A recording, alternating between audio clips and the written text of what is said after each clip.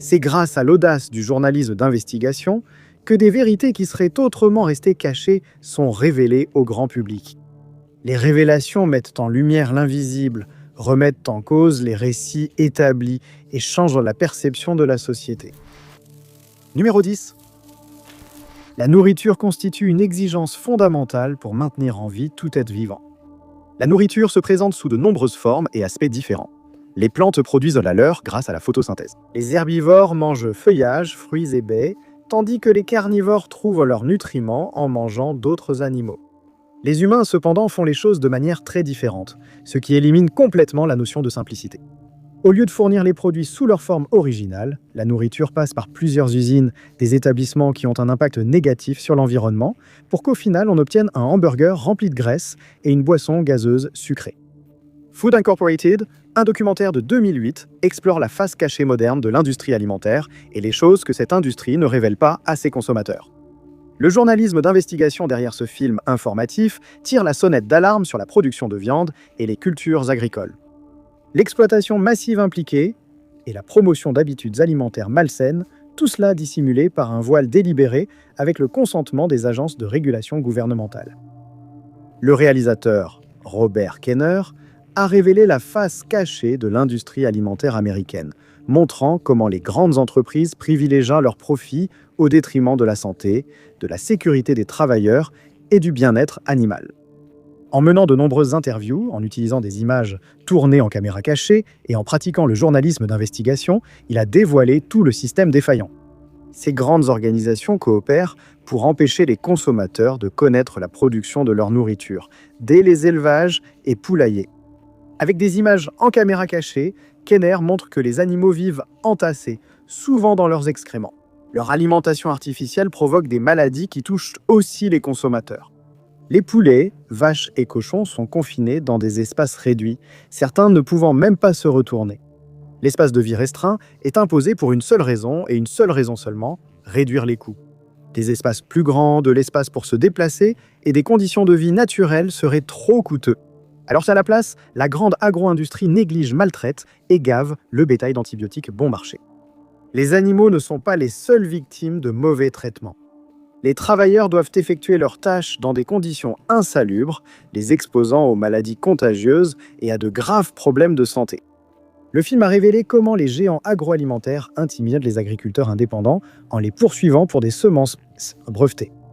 Les grandes entreprises agroalimentaires dictent en grande partie comment les aliments sont cultivés et produits. Kenner a aussi constaté que le marché alimentaire américain ignorait largement les règles de sécurité alimentaire et proposait au public des aliments peu testés et de plus en plus transgéniques. Produits dans des conditions artificielles, nous avons des graines de soja résistantes aux insecticides et des poulets à poitrine plus grosse.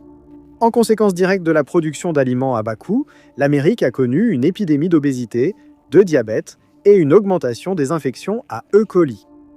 Le documentaire de Kenner a révélé qu'une fois de plus, le profit passe avant tout, y compris la santé, et que nous, en tant que consommateurs, ne sommes que des dommages collatéraux. Food Incorporated montrait comment les grandes entreprises contrôlent l'approvisionnement alimentaire mondial, privilégiant le profit au détriment de la santé, de la sécurité et du bien-être. Un secret que l'agro-industrie n'aurait jamais reconnu volontairement. Numéro 9. Avant sa faillite, la société Enron exerçait ses activités près de Houston, au Texas, et employait plus de 25 000 personnes. L'entreprise était un important fournisseur d'électricité et de gaz naturel qui a déclaré plus de 100 milliards de dollars de revenus en 2000. Elle a été nommée l'entreprise la plus innovante d'Amérique pendant 6 années consécutives. Mais comme la plupart des grandes entreprises et des sociétés valant des milliards de dollars, ce sont des actes scandaleux qui l'ont maintenue à flot. Et en 2001, ce scandale a été révélé au monde entier. En 2005, Enron, The Smartest Guys in the Room, a été produit, un documentaire américain qui examine l'effondrement de la société Enron en 2001, disséquant un système frauduleux et révélant la manipulation de l'énergie en Californie, coûtant chaque jour des milliards aux citoyens tant que l'installation fonctionnait. Le film révèle que seulement 2 ans après la création de l'entreprise, le scandale a commencé, avec 2 traders qui ont commencé à parier sur les marchés pétroliers en 1987. Ces paris ont généré des profits constants, ce qui était suspect pour une industrie à ses débuts. Un trader a découvert que l'entreprise transférait aussi de l'argent vers des comptes offshore, suscitant des soupçons d'évasion fiscale et de blanchiment. Les auditeurs avaient découvert les malversations, mais Kenneth Lay a insisté pour qu'il continue et fasse gagner des millions à l'entreprise. Le documentaire s'est penché sur l'embauche de Jeffrey Skilling et son lien avec la comptabilité à la juste valeur. Skilling, en tant que PDG de l'entreprise, a été autorisé par les régulateurs fédéraux à enregistrer les bénéfices futurs des contrats à long terme le jour même de la signature de l'accord, quel que soit le montant réel de ces bénéfices. Si l'entreprise perdait dans cet accord, cela était caché. Enron cachait des milliards de dettes et d'investissements ratés, donnant l'impression d'être plus rentable et stable. L'établissement favorisait aussi une culture de classement et d'éviction instaurée par Skilling via un comité d'évaluation des employés. Les employés étaient évalués chaque année par ce comité et à la fin, les 15% les moins bien notés étaient licenciés. Ce n'était pas non plus le pire acte répréhensible clandestin d'Enron. Enron, les gars les plus intelligents de la pièce, a révélé comment l'entreprise non seulement a tiré profit de la crise énergétique en Californie, mais en a en fait été la cause dès le départ. Grâce à l'achat en 1997 de Portland General Electric, qui produit et distribue de l'électricité, Enron a pu exploiter le marché de l'énergie déréglementée de la Californie. En utilisant des enregistrements secrets lors d'entretiens avec les traders d'Enron, les réalisateurs découvrent que, pour y parvenir, ils ont créé de fausses pénuries d'énergie. Cela se faisait souvent par l'arrêt des centrales électriques sous prétexte de maintenance. Cela permettait à l'entreprise de manipuler le prix de l'électricité. La crise a duré de 2000 à 2000, en faisant grimper les prix de l'électricité à des niveaux records et coûtant aux consommateurs environ 40 milliards de dollars. Le documentaire dévoile les liens inattendus entre Enron, son fondateur, et même les administrations du président George H.W. Bush et de son fils George W. Bush. La compagnie d'énergie et les administrateurs ont eu des transactions secrètes pendant des années, mais c'est pendant la crise énergétique que l'ampleur réelle de leur implication a été révélée. Enron, les cerveaux de la salle, suggèrent qu'à cette époque, l'inaction de l'administration Bush aurait pu être une manière de saboter le gouverneur de Californie, Gray Davis, qui était pressenti comme un possible rival de George W. Bush lors des élections de 2004. La crise énergétique a été un facteur majeur dans la révocation de Davis en 2003, mettant fin à sa carrière politique. Numéro 8. Le brouillard de la guerre. 11 leçons tirées de la vie de Robert S. McNamara. Un documentaire de 2003 emmène les spectateurs à travers la vie de l'ancien secrétaire à la défense des États-Unis, Robert McNamara. Il a réorganisé les opérations du Pentagone et joué un rôle clé dans la guerre du Vietnam, d'où son surnom d'architecte de ce conflit. McNamara, qui a servi sous les présidents Kennedy et Johnson, a acquis sa notoriété en raison de sa gestion désastreuse de la guerre, ce qui deviendra son combat intérieur pour le reste de sa vie. C'est dans Fog of War d'Errol Morris qu'il revient sur les décisions qu'il a prises, de la Seconde Guerre mondiale jusqu'au Vietnam. Il met également en avant les conséquences de ces décisions et comment des vérités dissimulées ont aggravé un conflit brutal. Le documentaire est composé d'images d'archives, d'enregistrements de conversations du cabinet des États-Unis des années 60 et de nouvelles interviews avec McNamara. Le film est divisé en 11 sections que Maurice appelle des leçons tirées des entretiens qu'il a eus avec McNamara. La première leçon, ayez de l'empathie pour votre ennemi, montre comment la guerre a presque mené à une apocalypse nucléaire.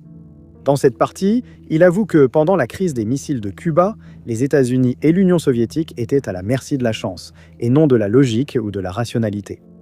Il révèle ici que pendant la crise, Kennedy avait essayé de tenir l'Amérique à l'écart de la guerre, mais le général Curtis LeMay voulait envahir Cuba. Kennedy devait ensuite recevoir 2 messages de Nikita Khrouchtchev, dirigeant de l'Union soviétique. McNamara décrit les 2 messages. L'un était conciliant, comme s'il venait d'un homme ivre et très stressé. Dans ce message, il demande que les États-Unis garantissent de ne pas envahir Cuba, et s'ils le faisaient, les missiles seraient retirés. Le deuxième message, décrit comme dur, avait une tonalité sérieusement menaçante. Il disait « Nous allons vous confronter avec une puissance militaire massive ». L'ambassadeur américain à Moscou connaissait personnellement Khrouchtchev et a insisté pour que Kennedy réponde au premier message conciliant. Dans le documentaire, McNamara révèle également l'ampleur et la réalité des crimes de guerre qui ont eu lieu, une réalité qui n'avait jamais été vue auparavant. Il s'est avéré que, sous la direction de LeMay, l'Amérique avait mené une vaste campagne de bombardement aérien utilisant des engins incendiaires. De telles campagnes ont laissé 67 villes japonaises lourdement détruites. Tokyo, par exemple, a été détruite à 51% à la fin de cette campagne. McNamara a souligné que si les Alliés avaient perdu la Seconde Guerre mondiale, lui et LeMay auraient été jugés pour crimes de guerre. En utilisant des enregistrements audio déclassifiés de la Maison-Blanche et le témoignage de McNamara, il a également été révélé qu'il avait exhorté Kennedy à retirer les conseillers du Vietnam, ce qu'il avait fait en 1965, mais la présidence de Johnson a inversé cette décision, croyant qu'il combattait la propagation du communisme. Dans le documentaire, McNamara révèle à quel point cette supposition était erronée. Les Vietnamiens, comme le soupçonnaient les États-Unis, n'étaient pas les pions de Moscou. Il a souligné que les dirigeants américains ne comprenaient pas le peuple vietnamien ni leurs motivations politiques. Le Vietnam était moins lié au communisme et cherchait plutôt à résister au contrôle étranger, menant en réalité une guerre d'indépendance nationale. Cependant, les dirigeants américains ont intensifié la guerre du Vietnam, causant des millions de morts des deux côtés. Des armées et des civils, selon McNamara, ont péri à cause d'un refus d'admettre l'échec. Le documentaire a également révélé la vérité alarmante sur l'incident du golfe du Tonkin, une attaque présumée menée par des navires nord-vietnamiens. L'invasion a justifié l'escalade de la guerre du Vietnam par Johnson, mais l'événement n'a en réalité jamais eu lieu. McNamara a révélé que l'attaque n'avait pas eu lieu, sans pouvoir confirmer une intention derrière cela. Cependant, il peut affirmer qu'au moment de l'adoption de la résolution du golfe du Tonkin, Johnson savait que l'invasion n'avait pas eu lieu. Le fait que la loi promulguée reposait sur une fausse hypothèse a ensuite été classifié et enterré pour ne réapparaître qu'à la suite du documentaire The Fog of War. Numéro 7, Edward Snowden est un contractuel du renseignement américain, lanceur d'alerte et héros.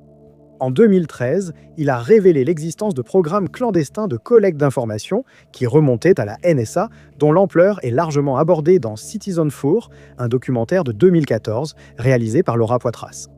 Citizenfour est la documentation et le résumé des événements qui ont commencé en janvier 2013 lorsque Laura, une journaliste accompagnée de Glenn Greenwald, a reçu un courriel chiffré.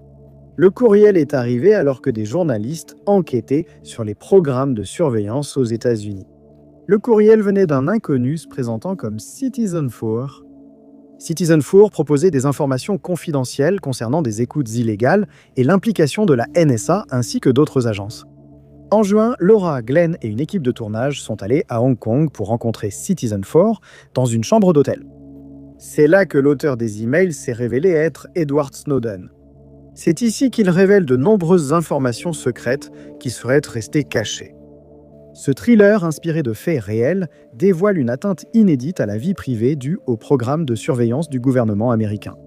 À travers ce documentaire, Snowden révèle comment la NSA collecte et traite les comptes bancaires, les conversations téléphoniques, les emails, les recherches sur Internet et même les transactions numériques. La collecte de données était faite de manière indiscriminée contre les citoyens américains dans le pays de la liberté. Le scandale d'espionnage massif ne se limitait pas aux hauts responsables ou au personnel important. Les gens ordinaires étaient les principales cibles. Citizenfour a révélé la collecte massive de métadonnées où le gouvernement récupérait systématiquement les relevés téléphoniques de millions de personnes, qu'elles soient soupçonnées ou non. Snowden a révélé qu'il collectait les localisations, les numéros composés et durées d'appel. Même les échanges avec sa banque n'étaient pas confidentiels. Rien n'était privé. La NSA surveillait aussi les communications des dirigeants mondiaux, y compris des alliés importants en Europe. Ils ont surveillé leurs téléphones grâce aux grandes entreprises tech, intercepté emails, données de navigation et discussions supposées privées. Pour aggraver la nature troublante du scandale d'espionnage, Snowden a révélé que la NSA n'agissait pas seule. Les fournisseurs d'accès à Internet et les entreprises de télécommunications collaboraient activement avec ces agences pour faciliter la collecte massive de données. Dans le film, Snowden devient de plus en plus paranoïaque et manque de sommeil. Les autorités américaines découvrent ensuite où il séjourne, le mettant dans une situation encore plus risquée. Il a obtenu l'asile temporaire en Russie pour 1 an. Glenn retourne chez lui à Rio, où il commence à s'exprimer sur les États-Unis et l'utilisation des programmes de la NSA pour la surveillance des affaires étrangères. Le film s'achève sur la dernière rencontre entre Glenn, Laura et Snowden. Cette fois, ils sont en Russie, où le lanceur d'alerte vivait discrètement. Ils échangent sur de nouvelles informations concernant les programmes de renseignement américains, sans révéler d'informations sensibles, les notant simplement sur des bouts de papier. Le documentaire se termine avec Glenn qui déchire ses documents, créant un tas de morceaux, puis les retire de la table. Numéro 6. En 2013, l'un des documentaires les plus révélateurs est apparu sur les écrans de télévision, exposant une caractéristique souvent négligée dans l'industrie du divertissement, l'exploitation.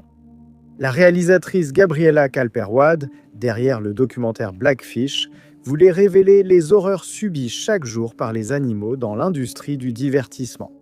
Dans le cas de Blackfish, elle s'est concentrée sur la célèbre entreprise SeaWorld, une franchise de parcs animaliers et marins qui compte actuellement 3 parcs en activité aux États-Unis. Bien que SeaWorld sauve, réhabilite et relâche des animaux marins, l'entreprise exploite aussi des animaux faits pour vivre à l'état sauvage.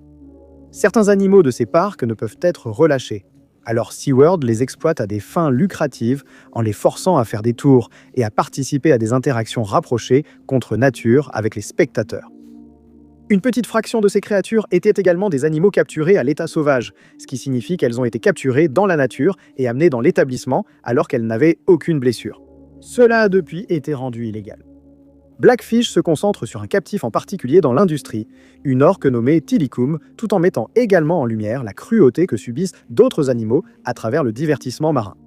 Cette orque, en particulier, comme le révèle le documentaire, a été responsable de jusqu'à 3 incidents mortels dans le parc, mettant en évidence les conséquences directes de la captivité des animaux sauvages.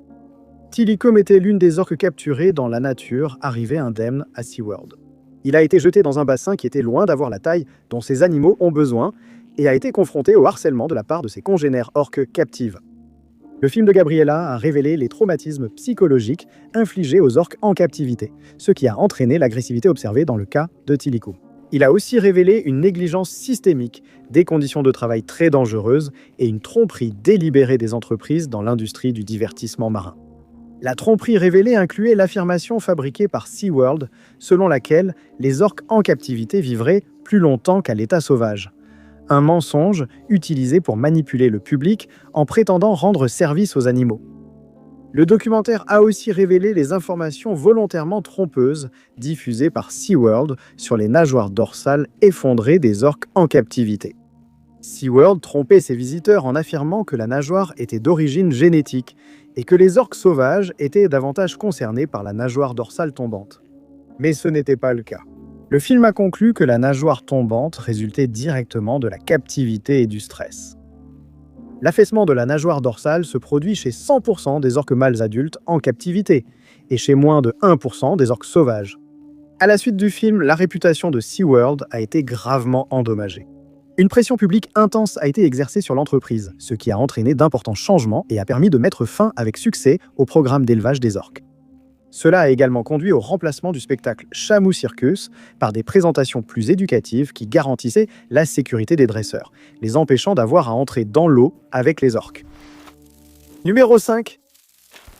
La NSA n'était pas la seule agence à avoir mené une surveillance de masse dans un pays. Au début des années 2010, les données personnelles de millions d'utilisateurs de Facebook ont été collectées illégalement par Cambridge Analytica, une société de conseil britannique. Collecte de données sans consentement lors d'une campagne publicitaire politique ciblée. The Great Hack, un documentaire de 2019, cherche à exposer cette entreprise scandaleuse et les liens clandestins entre les réseaux sociaux et les annonceurs. Le documentaire a mis en lumière le côté obscur de l'économie des mégadonnées qui sous-tend les réseaux sociaux.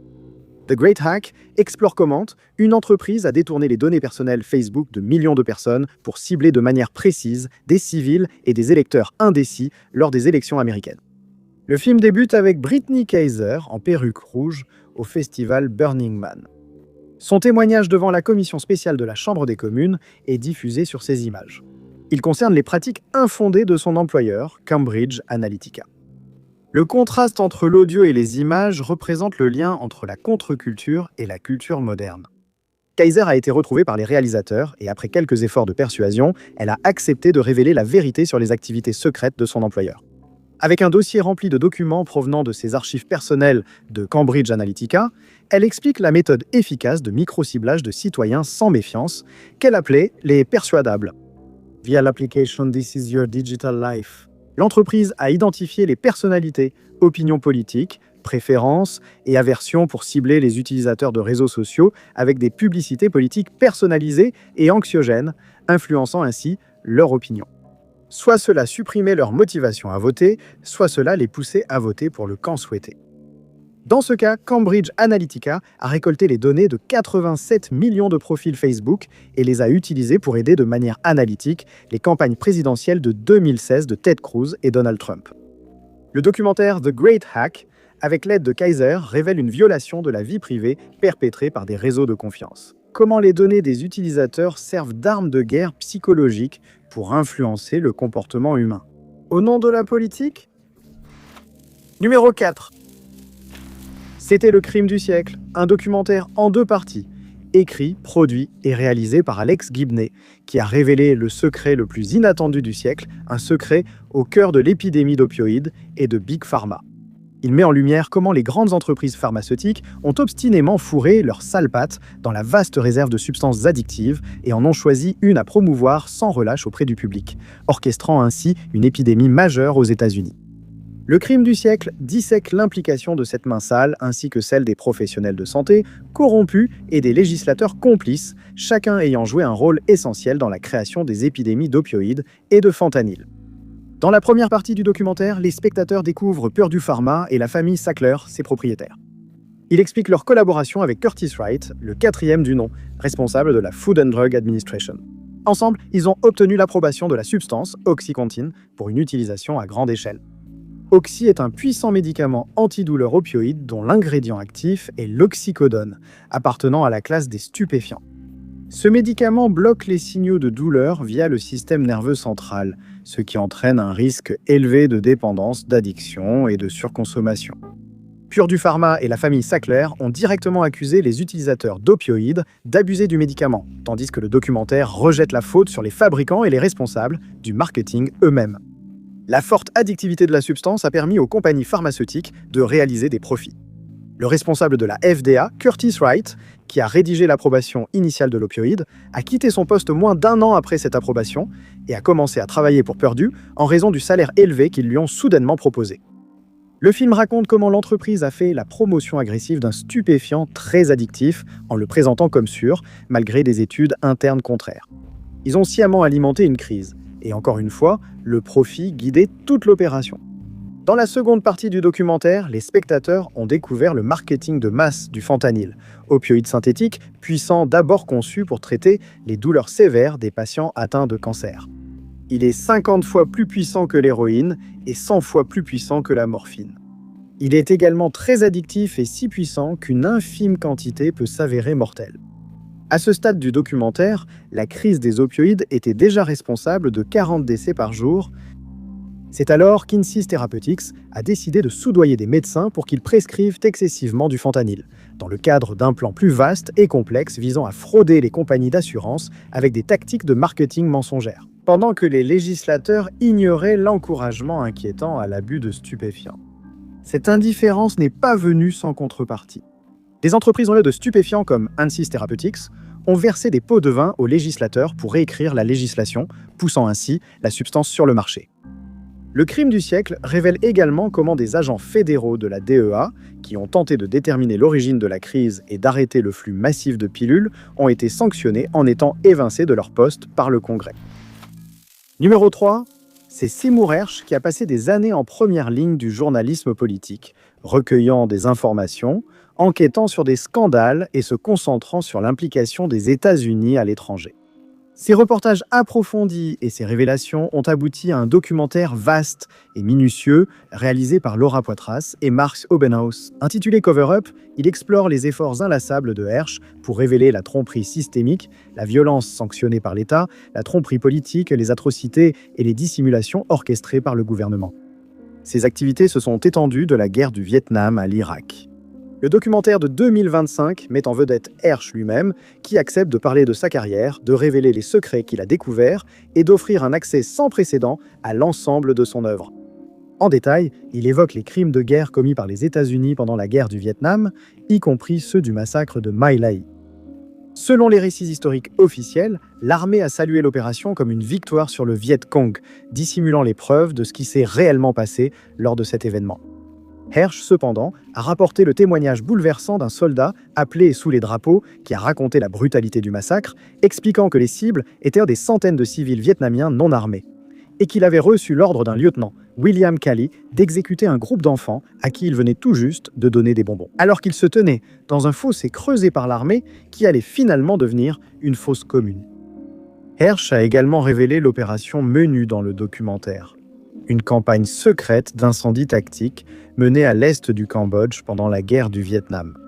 Il a allégué que du 18 mars 1969 à mai 1970, le Strategic Air Command des États-Unis a semé le chaos sur ces zones de base et sanctuaires. Cette campagne était connue sous le nom d'Opération Menu, immédiatement suivie par l'opération Freedom Deal, qui visait une zone beaucoup plus vaste du Cambodge. Le journaliste politique a également révélé les atrocités derrière le scandale de torture d'Abu Ghraib, qui a eu lieu pendant la guerre d'Irak, et comment elles ont également été perpétrées par l'armée américaine.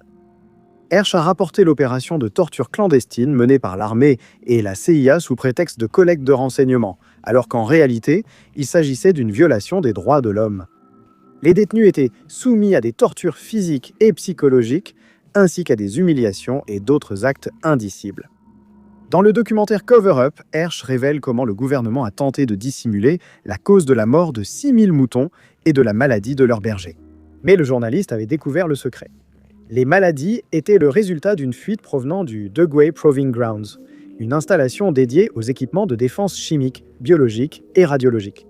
Chaque dissimulation, complot, scandale, secret et opération clandestine révélée par Seymour Hersh dans ce documentaire proviennent de ses enquêtes approfondies menées au cours de ses 60 ans de carrière. Numéro 2. Michael Kirk, Martin Smith, Jim Gilmore et Mike Weiser ont produit ensemble le documentaire complet United States of Secrets qui explore les questions les plus controversées de l'ère numérique. La surveillance de masse, en particulier aux États-Unis. Ce documentaire traite non seulement des révélations d'Edward Snowden, mais aussi des liens de la National Security Agency avec d'autres entreprises par une mise en conformité forcée, une collaboration volontaire et une intégration commerciale profondément enracinée. Le documentaire est composé d'entretiens avec Snowden, s'appuyant fortement sur ses révélations, mais il explore également des documents divulgués et des rapports d'enquête qui révèlent comment plusieurs agences de renseignement ont collecté les données personnelles de civils américains sans que ceux-ci soient informés de cette campagne. Comment les agences ont recueilli ces renseignements en exploitant les réseaux mondiaux de communication et les entreprises technologiques. Le plus grand secret que ce documentaire dévoile est l'ampleur des programmes de surveillance avant les révélations de Snowden. United States of Secrets révèle comment la NSA s'est associée à la Silicon Valley, un épicentre mondial de la technologie. La relation a évolué après les événements éprouvants de 2001 qui ont conduit à une augmentation de la surveillance que les Américains ont été amenés à croire ciblée uniquement sur les menaces à la sécurité et non sur l'ensemble du public. Le film a révélé comment, grâce à des programmes tels que Prism, la NSA avait un accès direct aux données personnelles sur les comptes Google, Microsoft, Facebook, Apple et AOL. Le gouvernement collectait et stockait secrètement des communications, y compris des vidéos en direct dans ces programmes. L'agence pratiquait aussi la collecte en amont, interceptant le trafic Internet avec l'aide des grandes entreprises de télécommunications. Chez AT&T, révèle le documentaire, la société a coopéré avec la NSA et lui a fourni des données clients. Des salles secrètes dans les centres de données et des équipements de surveillance spécialisés ont permis une intrusion sans précédent dans le trafic Internet. L'enquête a révélé comment des tribunaux secrets et des interprétations juridiques classifiées ont permis à la NSA de continuer à opérer dans le secret sans jamais informer le public de sa mission clandestine. Et cela met en lumière ce à quoi sont confrontés les lanceurs d'alerte lorsqu'ils révèlent des informations secrètes au public. Numéro 1. En 2013, John Lundberg, Mark Pilkington, Roland Denning et Kypros Kyprianou ont terminé l'enquête Mirage Men, qui plonge au cœur de la conspiration. Ce folklore autour des ovnis était basé sur une fabrication de l'armée américaine, dans le but de détourner l'attention du public des projets classifiés qui étaient en cours. Mirage Men explore l'intersection la plus étrange entre le secret gouvernemental et la culture ovni, où les informations transmises au public n'étaient peut-être pas véridiques. Le documentaire enquête sur le fait que beaucoup des histoires célèbres d'ovnis n'étaient en réalité ni des rencontres extraterrestres, ni particulièrement étranges ou fantastiques. Au contraire, beaucoup de ces documents semblent simplement inventés. Le film s'appuie sur les interviews et les témoignages de différents responsables gouvernementaux et membres du personnel militaire. y compris un ancien agent spécial du bureau des enquêtes spéciales de l'US Air Force, Richard C. Doty. À travers des conversations et un examen approfondi des témoignages, Mirage Men révèle comment la désinformation a été utilisée comme une arme contre le public pendant la guerre froide, et même après. C'est à cette époque que l'armée menait des opérations clandestines, notamment des essais d'avions furtifs sur des bases militaires de secrètes. En raison de leur caractère secret, le public a été immédiatement attiré par ces zones interdites. Le documentaire indique que le gouvernement devait détourner l'attention du public pour poursuivre ses tests et expériences discrètement. Les observations d'aéronefs étranges ont rendu l'idée que les ovnis étaient d'origine extraterrestre beaucoup plus crédible. Leur plan avait fonctionné. L'armée poursuivait ses opérations tandis que les passionnés et complotistes se rassemblaient dans l'ombre pour discuter de l'arrivée des extraterrestres. Les sceptiques étaient eux aussi distraits par les affirmations extravagantes des croyants. Personne ne regardait l'armée. Le mythe des extraterrestres sert désormais de couverture commode. Dans ce documentaire, Richard Doty confirme les soupçons, alléguant qu'il était l'un des officiers du renseignement ayant participé à la campagne de désinformation visant les chercheurs, experts et passionnés d'OVNI. Il a suggéré que de faux documents, des histoires inventées et des événements mis en scène étaient diffusés via des théoriciens et enquêteurs, assurant de prétendues fuites ultra secrètes destinées à égarer la communauté. Merci à tous d'avoir regardé. Si vous avez aimé cette vidéo, n'oubliez pas de mettre un j'aime. N'oubliez pas de vous abonner et d'activer la cloche pour suivre nos prochaines vidéos. Je m'appelle Top 5 Unknown, à bientôt dans la prochaine vidéo.